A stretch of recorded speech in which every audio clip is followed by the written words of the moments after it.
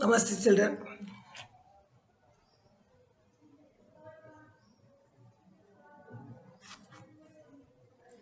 देखिए आप लोगों को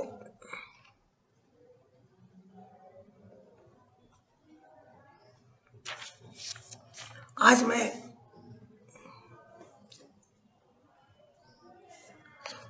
आपको एक संवाद लेसन जिसे आपका प्रश्न पत्र में जो अंतिम 3 क्वेश्चन के आंसर में परीक्षा के हेतु आप तैयारी करते हुए जो बातचीत हुई है आपकी दोस्तों के साथ में, उसको संवाद रूप में कैसे लिखना है। तो देखिए, संवाद का रूप यानी वार्तालाप कहते हैं, एक दूसरे से बातचीत, और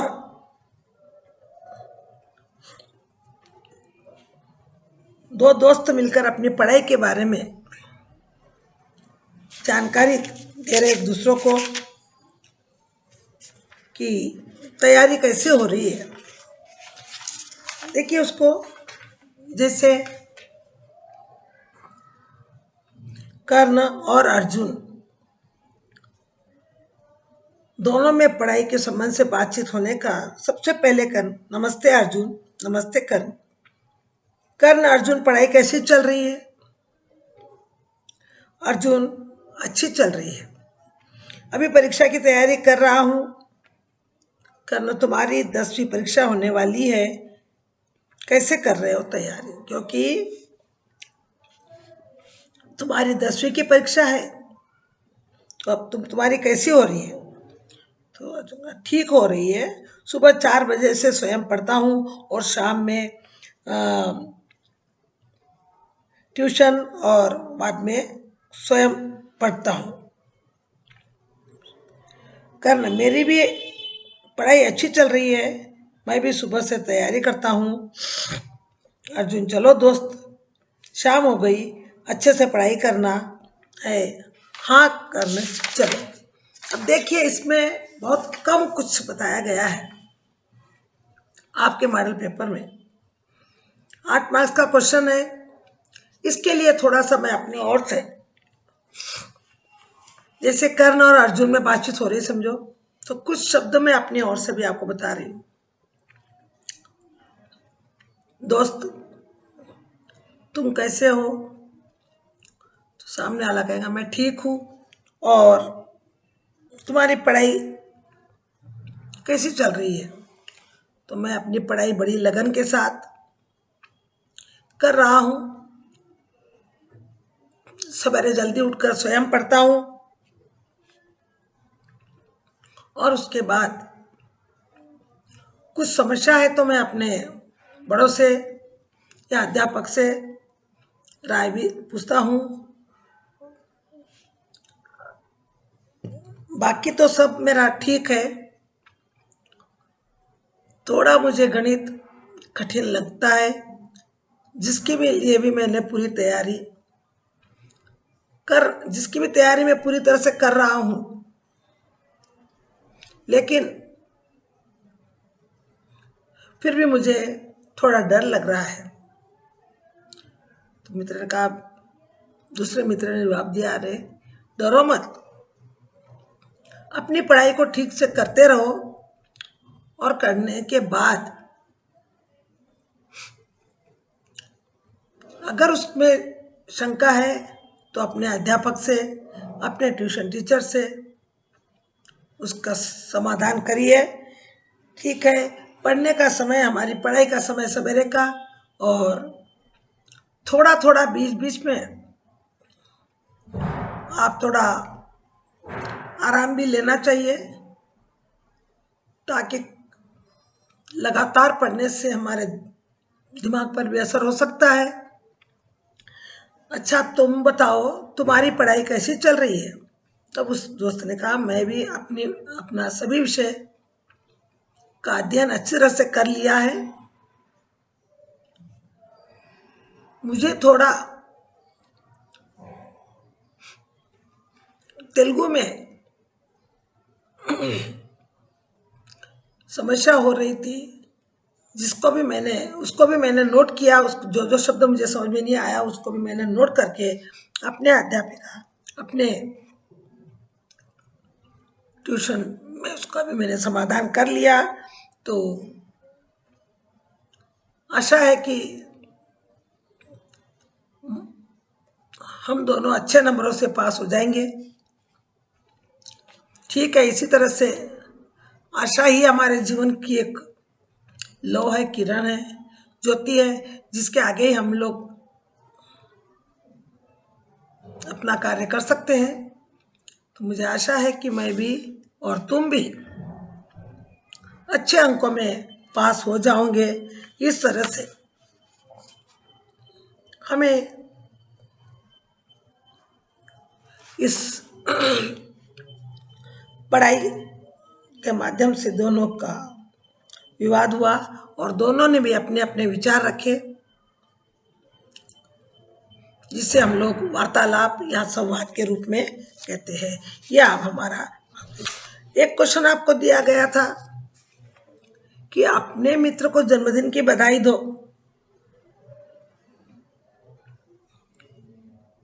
आप जा नहीं सके तो आपको बधाई देना है, तो आप कैसे बधाई दोगे?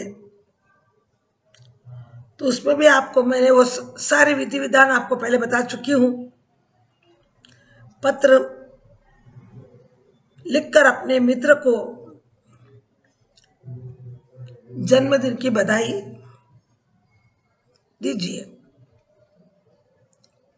तो आपको लिखना है वही डेट, वही दिनांक, फिर आपका विषय, पत्र लिखकर मित्र को जन्मदिन की बधाई देना। फिर शुरुआत आपका प्रिय मित्र,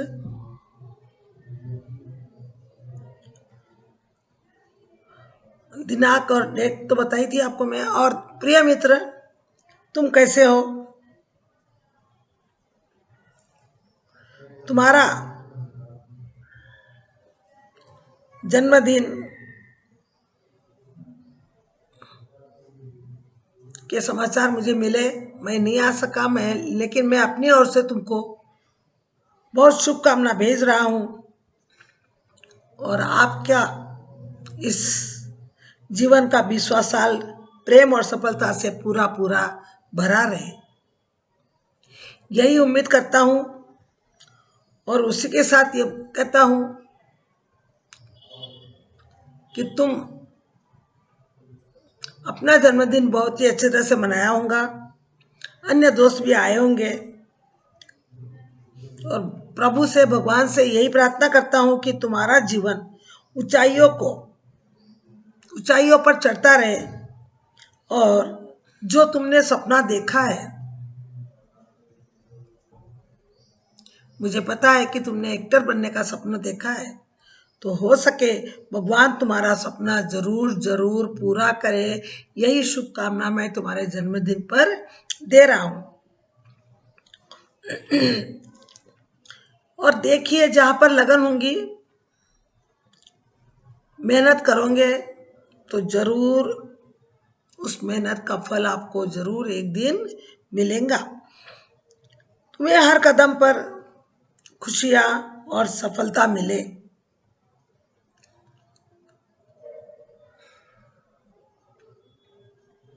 इसी शुभकामना के साथ मैं तुमको ढेरों बधाइयां देता हूं। अब सेकंड पैराग्राफ में तुम्हारे माता पिता, भाई बहन, माता पिता को प्रणाम, भाई बहन को प्यार, परिवार की सभी लोगों को, अन्य लोगों को भी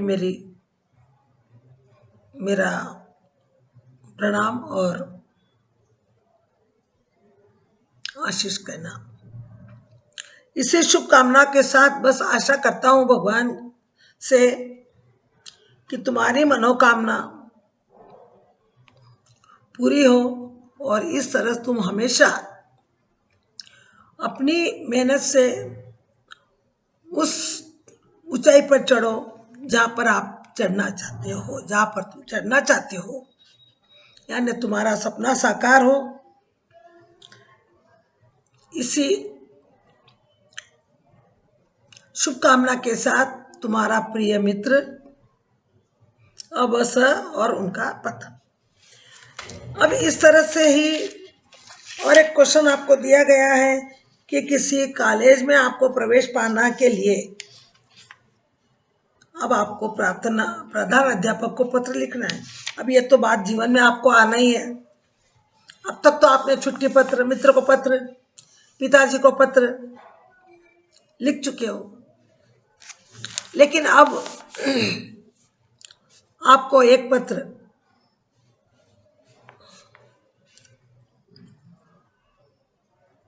जो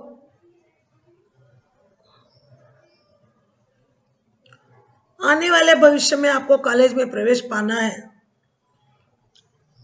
तो उसके लिए आपको पत्र उस कॉलेज के प्रधान अध्यापक को लिखना है। प्रधानाचार्य जी को भी लिख सकते हो, प्रधान अध्यापक को भी लिख सकते हो।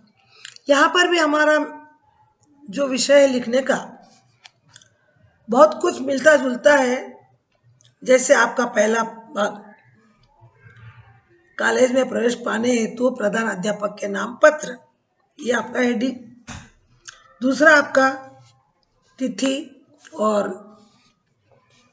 जहाँ भी कॉलेज आपके यहाँ हो तो आपके यहाँ पर, आपके यहाँ से दूसरी जगह हो तो उसका नाम, जैसे सिद्धिपेट या फिर मेदक और एनी जो भी दूसरी जगह है तो आप लिख सकते हो। और फिर दिनांक, फिर विषय में आपको लिखना है अपने कॉलेज में प्रवेश पाने हेतु प्रधानाचार्य जी के नाम पत्र लिखना। यानी आपका उद्देश्य पत्र लिखने का कारण क्या है कि आपको 10th परीक्षा के पास उस कॉलेज में प्रवेश पाना है। अब देखिए उसके बाद ये आपका विषय हो गया। फिर आपको लिखना है आपका, यहाँ पर आप फ्रॉम एड्रेस लिख सकते हो, क्योंकि आपको वापस अगर वो आउट ऑफ स्टेशन है तो वो आपको वापस रिप्लाई करेंगे, इसीलिए प्रेषक यानी फ्रॉम एड्रेस आपका और प्रेता प्रकाशन सेवा में। अब देखिए आपको उनका टू एड्रेस लिखना है। जैसे आप छुट्टी पत्र में सेंट अगस्टिन वगैरह लिखते हो आदि, इसी के आधार पर आपको भी उस कॉलेज का नाम, एरिया, जगह, नंबर आदि सब लिखना है। वो लिखने के बाद आपको शुरू करना है कि सेवा में प्राचार्य महोदय से नम्र निवेदन है कि मैं 10वीं कक्षा का छात्र हूँ। मैंने अभी मार्च में इस तारीख को, आप कोई भी तारीख वहाँ लिखिए, को मैंने एसएससी की यानी 10th की परीक्षा पास की और पहले श्रेणी में मैं उसमें उत्तीर्ण हो गया हूँ। पहले श्रेणी में यानी फर्स्ट क्लास में उत्तीर्ण हुआ हूँ। मुझे 75% अंक मिले हैं। आपकी इच्छा, आप 75 लिखो, 80 लिखो, 90 लिखो, आपको प्रतिशत अंक मिले हैं। मेरी अन्य योग्यता भी आपके समक्ष लिख रहा हूँ। खेल में क्या रुचि है, कविता में क्या रुचि है, भाषण प्रतियोगिता में भी मैं देने में समर्थ हूँ। खेल में आपको कौन सा खेल ज्यादा पसंद था उसका नाम लिख सकते हो। इन पढ़ाई के साथ साथ अन्य रुचियों का भी आप विवरण वहां पर देना है।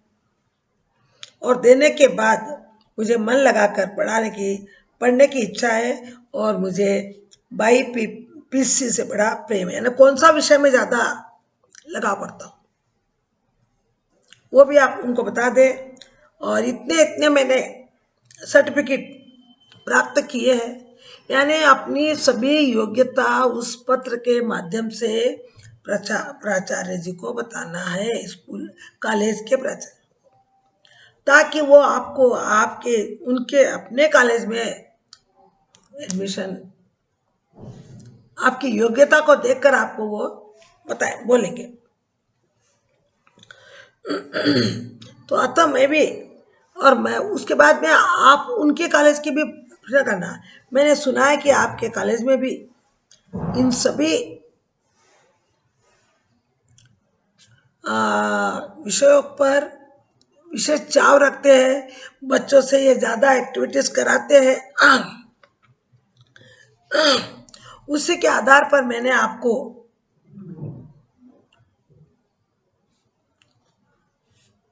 ये पत्र लिखकर आपके कॉलेज में आने की अनुमति मांगी है। मुझे ऐसा विश्वास है कि आप मुझे मेरी योग्यता के अनुसार मुझे आपके कॉलेज में प्रवेश देंगे। इस प्रकार से अपनी योग्यता बताना, पहले लिखना क्यों लिख रहे हैं आप लोग पत्र, फिर उसके बाद में आपकी योग्यता, आप 10th पास कब हुए, आपको कितने प्रतिशत अंक मिले, और उसी के बाद में आप रिक्वेस्ट करते हुए कि मुझे आशा है कि आप मुझे जरूर जरूर आपके कॉलेज में प्रवेश देंगे। शायद मेरी योग्यता के अनुसार मैं आपका विनम्र छात्र बोल के उसको लिखना है। फिर वो उस अब इसके साथ एक पैराग्राफ में आपको लिखना है कि मैं इसी पत्र के साथ अपना पता लिखा हुआ संलग्न पता लिखा हुआ पत्र लिफाफा इसी के साथ भेज रहा हूँ। आप मुझे जब बुलाना चाहे तब इसमें ये लेटर मुझे भेज सकते हो। इसी के साथ मैं आपका धन्यवाद। फिर ऊपर लिफाफा बंद करके उस कॉलेज का एड्रेस लिखना है, और कॉलेज का एड्रेस लिखने के बाद वो लिफाफा हमने कर दिया। इस प्रकार से इस पत्र के द्वारा आपने एक कॉलेज प्राध्यापक को प्रवेश पाने हेतु 10th पास के बाद प्रवेश पाने हेतु जो आपने लिखा पत्र वो आपको होगा। यानी अभी तक आपने छुट्टी पत्र लिखा था, मित्र को पत्र लिखा था, पिताजी को पत्र लिखा था, और इसी के साथ साथ आज आपको सफाई हेतु नगर पालिका के नाम आदि भी ऐसे पत्र होते हैं। यानी पत्र में विषय तो हर पत्र में बदल जाएगा, मैटर बदलेगा, सॉरी, विषय वही रहेगा। लिखने का तरीका, स्टार्टिंग क्या, एंड क्या, मिडिल में क्या, फर्स्ट सेकंड थर्ड क्या, आदि आदि ये सभी ये रहेंगे। इसलिए आपको एक पूरी तरह से ध्यान रखते हुए इस बात का ध्यान रखो आप कि कभी भी आप कामा पुल स्टॉप मात्रा का पूरा पूरा ध्यान रखिए, ताकि आप मैटर रॉन्ग होने पर भी, और आपने सुविधा वो बराबर लिखा तो आपको अंक फिर भी मिल सकते हैं।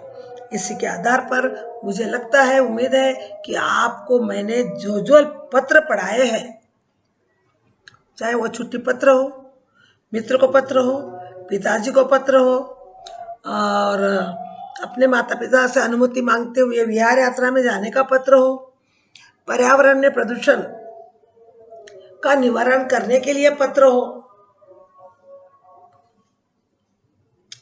या फिर कॉलेज में प्रवेश पाने के लिए पत्र हो, बस इतने पत्र आपने सुन लिए, समझ लिए, जान लिए, डेफिनेटली आपको ये पत्र आपको उसमें से आएंगे। इसी के तरह से अब देखिए, आपको एक क्वेश्चन ऐसा भी आ सकता है कि जल को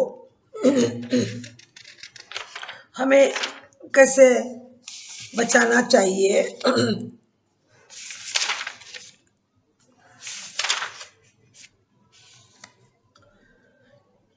वो भी मैंने आपको ऐसे तो ऑलरेडी पहले बता चुकी हूँ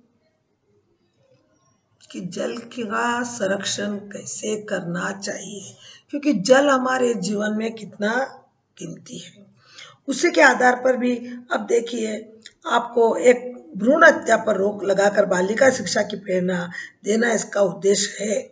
तो क्या देखिए, आप क्वेश्चन था हमारा हमारे पास, माँ मुझे आने दो कविता में का उद्देश्य क्या है। इसमें क्या क्या बात बता रहे कवि इस क्वेश्चन में, माँ मुझे आने दो। इसमें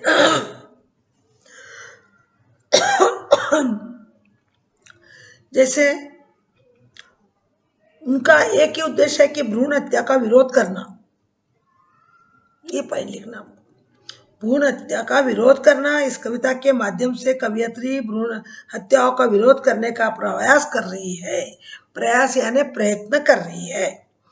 इसमें लिंग भेद का डटकर विरोध किया। लिंग भेद यानी लड़का लड़की में, जो आज के युग में भी और प्राचीन समय से ये प्रथा चल रही है कि उनकी नजर में लड़की कुछ नहीं कर सकती है, लड़के का काम लड़की नहीं कर सकती है, ऐसी भावना।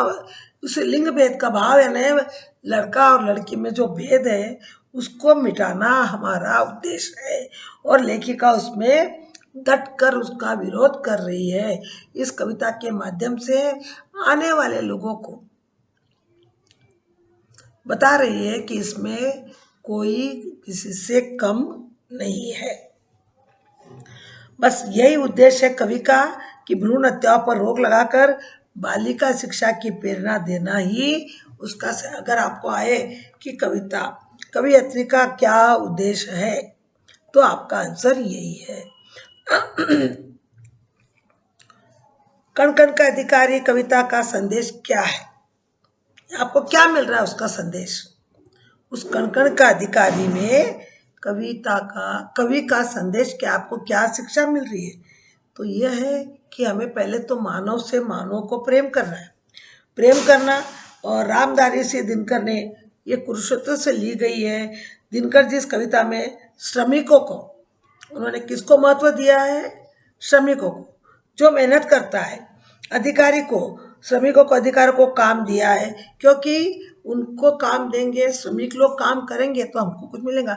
किसानों को हम सहयोग देंगे तो हमको अन्न मिलेगा।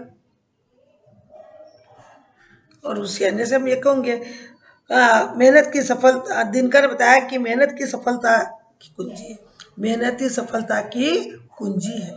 जैसे आपका घर का ताला खोलने के लिए चाबी की आवश्यकता होती है, वैसे हमारे जीवन को उन्नतिशील बनाना है तो मेहनत करना ही है।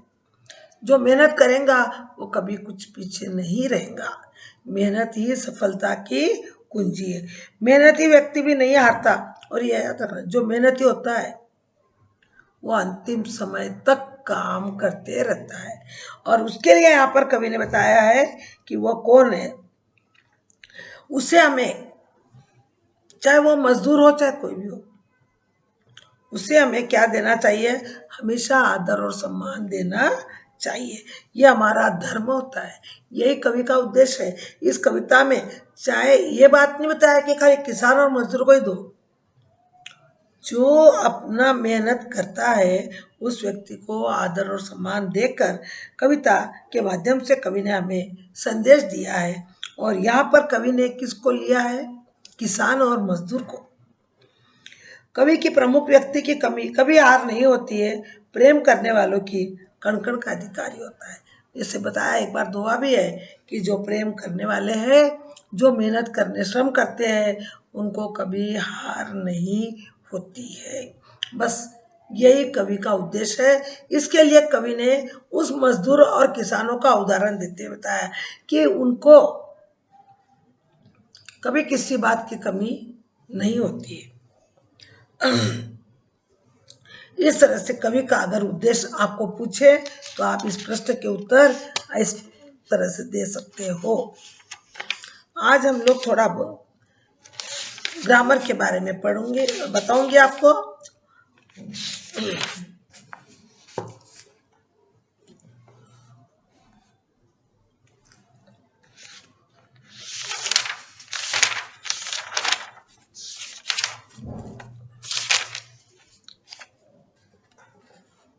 बिजली की रोशनी रात को तम को दूर करती है। अब ये क्वेश्चन, ये शब्द दिया आपको, तम के नीचे अंडरलाइन है। अब इसका अर्थ बताइए। आपको वहां पर ऑप्शन दिए गए हैं, अंधेरा, प्रकाश, संध्या और किरण। अब चार में से आपको एक पर टिक करना है।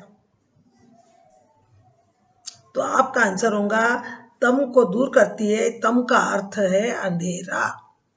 तम, अंधेरा, और इसका मीनिंग है इसका शास्त्रीय संगीत के सामने लोकगीत को हे समझा जाता था। शास्त्रीय का विलोम शब्द क्या है? शास्त्रीय, आंसर देखिए, शास्त्रीय, अशास्त्रीय, न शास्त्रीय, शास्त्रहीन। अब इसका आंसर आप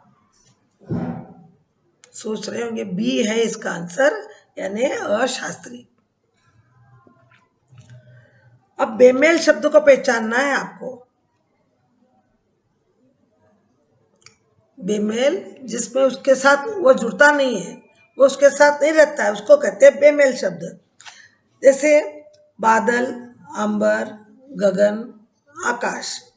अब बताइए इसमें से कौन सा शब्द बेमेल है?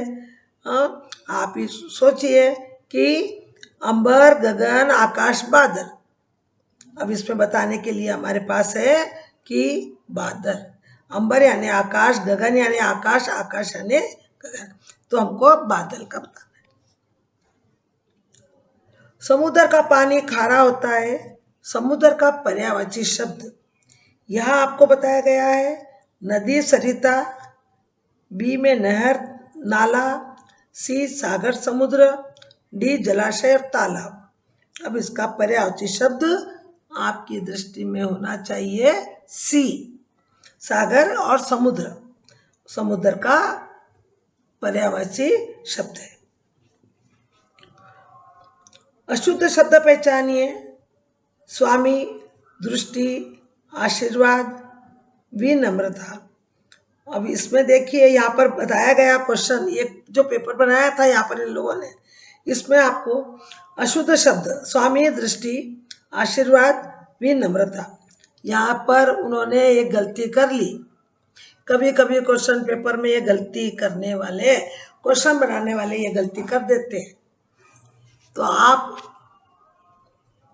एक मार्क्स से बिना लिखे आपको एक मार्क्स प्राप्त हो जाता है, क्योंकि सभी शब्द सही है, कोई भी शब्द अशुद्ध शब्द नहीं है। दृष्टि भी वैसा लगता है, स्वामी भी वैसा लिखते हैं, आशीर्वाद भी और विनम्रता भी। तो यहाँ पर ये शब्दों को ऐसे दिया गया है, एक भी शब्द इसमें नहीं होता है। 5 का आंसर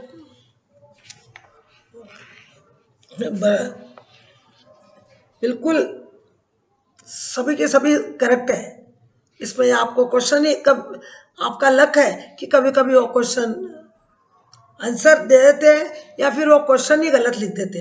तो ऐसी जगह में आपको आपके अंक मिल जाते हैं। वहाँ कोई आपका वो, जैसे हमें क्वार्टरली S1 S2 में हम लोग कर सकते हैं स्कूल में, वहाँ फाइनल एग्जाम में आपका कोई भी डाउट क्लियर करने वाला नहीं। आप उसको छोड़ देना है, वो लोग आपको आपके मार्क्स दे देंगे। ऐसे बहुत बार होता है। एक बार तो ऐसा हुआ था कि ऑब्जेक्टिव में सिर्फ बच्चों को 5 मार्क्स अपने आप ही मिल गए। 5 क्वेश्चन उसमें जो पूछे गए थे वो उसके ऑप्शन या उसका पूछना गलत था। उसका मन गदगद हो गया। गदगद होना मुहावरे का अर्थ क्या है? देखो, कभी मुहावरे का अर्थ पूछते हैं, कभी सेंटेंस में मुहावरा कौन सा शब्द है वो पहचानो, ये भी पूछते हैं। तो बताइए, गदगद शब्द का अर्थ होना आंसू बहाना, आश्चर्यचकित होना, अति प्रसन्न होना और बहुत रोना।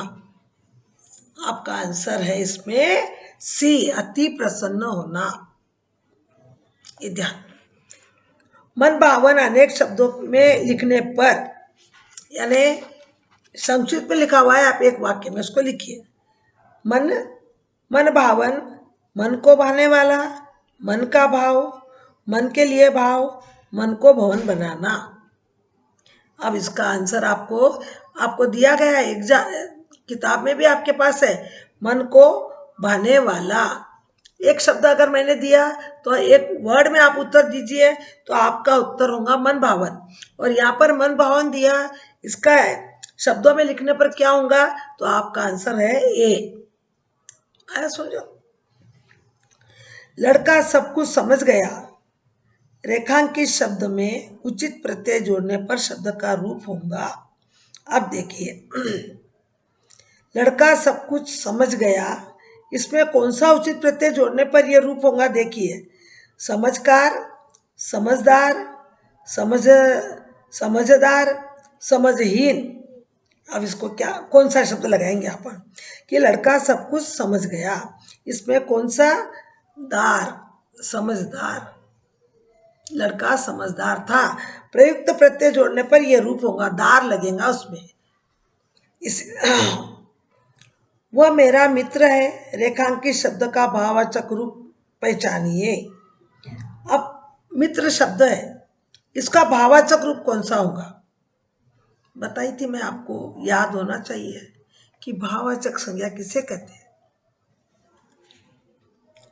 जब जिस शब्द के पीछे कोई शब्द जुड़ जाता है तो वो संज्ञा भी है, तो भी वो भाववाचक संज्ञा बन जाता है प्रत्यय जुड़ने पर। तो अब यहां पर बताइए, आप मित्र शब्द में भाववाचक संज्ञा रूप जोड़ेंगे तो क्या होगा, मित्र होगा, मित्रत्व होगा, मित्रता होगा, या मित्रवान होगा। आपका आंसर सी चाहिए, मित्रता। मित्र प्लस ता, ता क्या हुआ है, प्रत्यय, और प्रत्यय जुड़ा तो वो क्या बन गया, भाववाचक रूप बन गया। और भाववाचक रूप बन गया तो वो उसमें क्या जुड़ने पर भाववाचक बना, ता। यानी शब्द के पीछे जो शब्द जुड़ जाता है वो शब्द क्या कहलाता है, प्रत्यय। सोहन बड़ा परिश्रमी था, रेखांकित शब्द का शब्द भेद पहचानिए। अब बड़ा शब्द भेद यानी यह संज्ञा है, या सर्वनाम है, या विशेषण है, या क्रिया है, इसको आपको पहचानना है। अब बताइए, बड़ा संज्ञा, सर्वनाम, क्रिया या विशेषण। अब क्या है आपके उत्तर में, आपका उत्तर, आपकी नजर में आपका उत्तर है डी। क्योंकि बड़ा शब्द क्या बता रहा है, उसका सोहन बड़ा परिश्रमी, परिश्रम भी है, लेकिन वो कैसा है, बड़ा है, बहुत बड़ा। क्या बता रहा है, उसका गुण बता रहा है, इसलिए गुण बताने वाला शब्द क्या कहलाता है व्याकरण की दृष्टि से, विशेषण। आपको सिर्फ ध्यान रखना चाहिए, संज्ञा, सर्वनाम, विशेषण, क्रिया, प्रत्यय, उपसर्ग, काल, स्त्रीलिंग, फिर उसके बाद में आपको पुनरुक्ति शब्द, इसका भी आपको ध्यान में, कारक चिन्ह,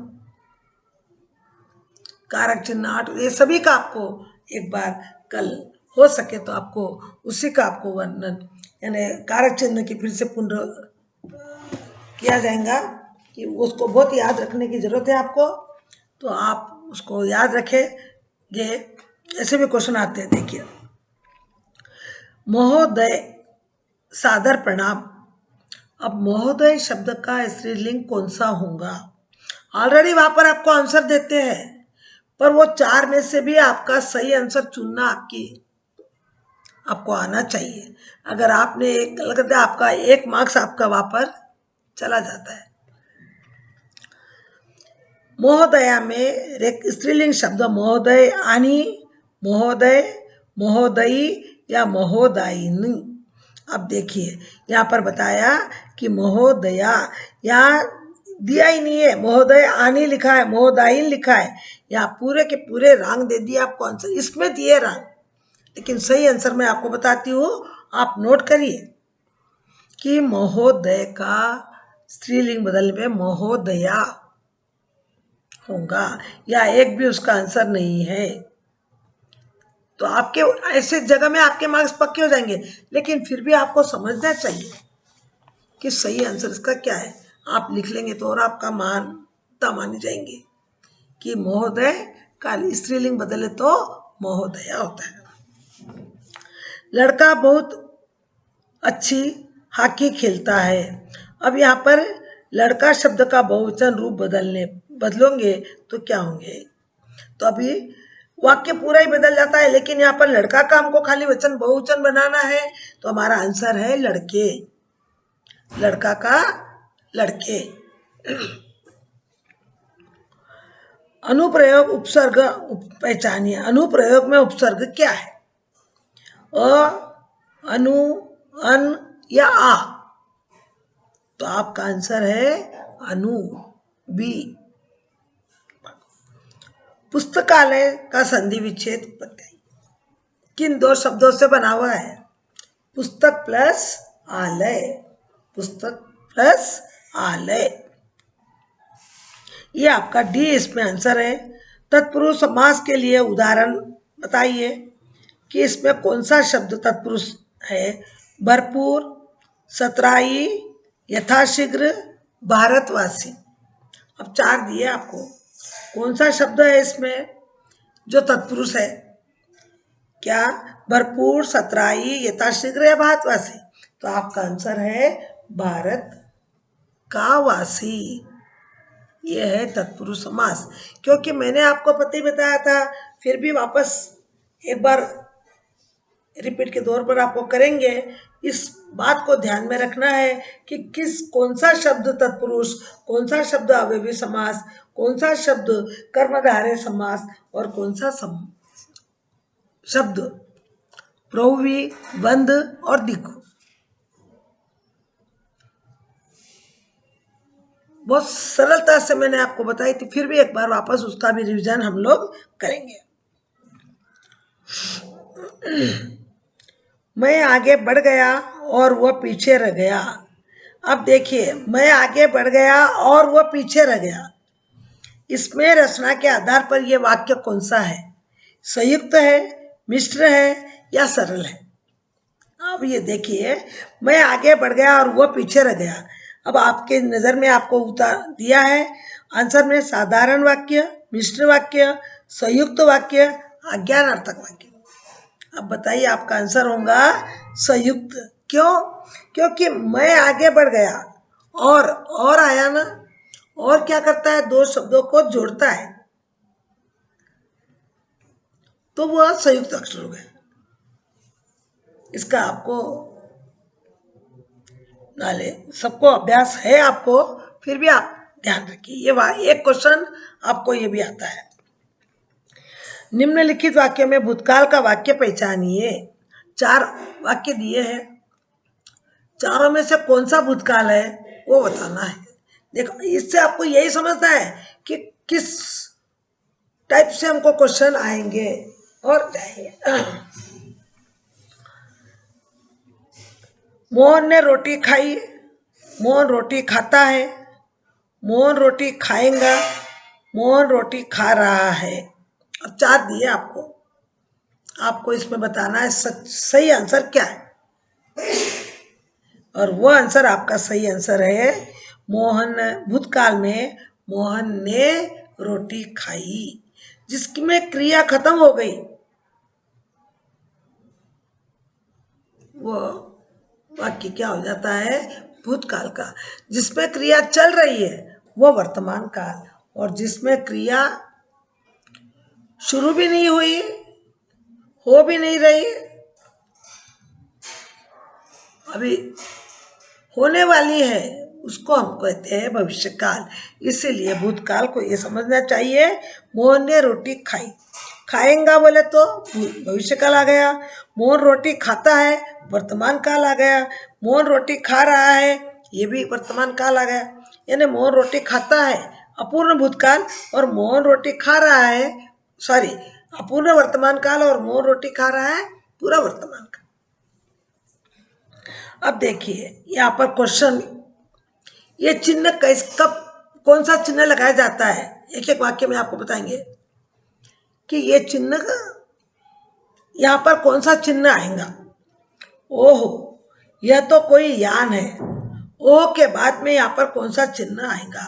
ब्रैकेट में आपको दिया गया है विराम चिन्ह, क्वेश्चन मार्क और एक विस्मयादिक बोधक और एक कमा। अब बताइए आपका कौन सा चिन्ह आना है यहाँ पर। आश्चर्यवाचक विस्मयादिक बोधक बोल तो जो ओ हो जहां पर कार्य हमको आश्चर्य में डाल देता है, सडनली जो काम होता है उस समय जो चिन्ह लगता है विस्मयादिक बोधक बोलते हैं उसे, आश्चर्यजनक का। तो ओ हो चिन्ह यहाँ होना है।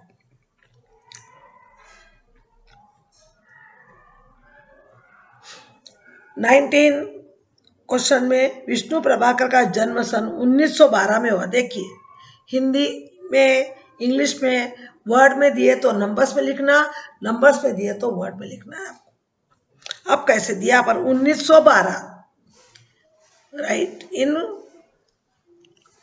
वर्ड। अब आपको शब्दों में बताना है इसमें कौन सा शब्द 1912 है। यहाँ पर 1912, 1929, 1812, 1219। अब कौन सा हो सकता है, आपको वो करेक्ट उसका नंबर जानकर उसको टिक करना है। आपका नंबर होगा 1912, 1912 ये शब्द। यानी इन अंकों को भी आपको ध्यान में रखना है। ध्यान क्या, माइंड चलाना है। आंसर आपके सामने है, आंसर आपके सामने दिए गए हैं, लेकिन सिर्फ आपको क्या करना है, ध्यान रखना है। इस बात को ध्यान में रखते हुए लास्ट क्वेश्चन में आपको बताया गया है यहाँ पर पेड़ डैश बंदर बैठा हुआ है, उचित शब्दों से कारक चिन्हों से उसकी पूर्ति करिए। अब पेड़ डैश बंदर बैठा हुआ है। अब आपको ब्रैकेट में आंसर दिए हैं, में, के नीचे, के अंदर, के भीतर। अब देखिए यहाँ पर ये जो ऑप्शन दिए किताबों में चारों के चारों रंग, सही आंसर इसमें है ही नहीं। पेड़ बंदर बैठा हुआ है, अब पेड़ में बंदर बैठा हुआ नहीं होता है, गलत है ये भी। पेड़ पर बंदर बैठा हुआ है, पेड़ में बोल तो पेड़ के अंदर बैठा हुआ है क्या वो। यानी ये ऐसा क्वेश्चन अगर आ जाए तो आपको बता देना चाहिए एग्जामिनेशन वाले को कि ये क्वेश्चन में ऑप्शन ही गलत दिए है। और आपको बस क्योंकि यहाँ पर में, के नीचे, के अंदर और के भीतर, भीतर बैठता है क्या वो।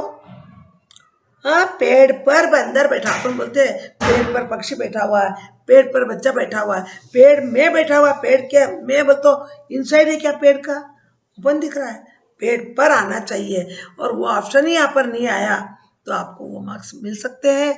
लेकिन या तो फिर आप इसको सबको कट करके यहाँ पर अपना सही उत्तर भी लिख सकते हो और उन लोगों को अपनी कमी को बता सकते हो। और बच्चों इसी तरह से हम कल आने वाले पीरियड में मैं आपके लिए कुछ ग्रामर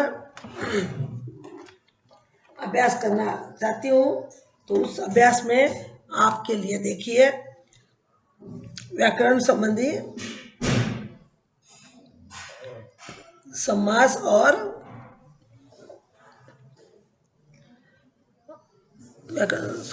उसके अलावा कारक चिन्ह के बारे में पढ़ेंगे, अभ्यास करेंगे। इसका आपको ध्यान रखना है और उसकी आप नोटबुक लेकर तैयार रहे ताकि आपको जहाँ पर भी कोई डाउट है तो आप उसको पूछ सकेंगे। इसके अलावा धन्यवाद चिल्ड्रन।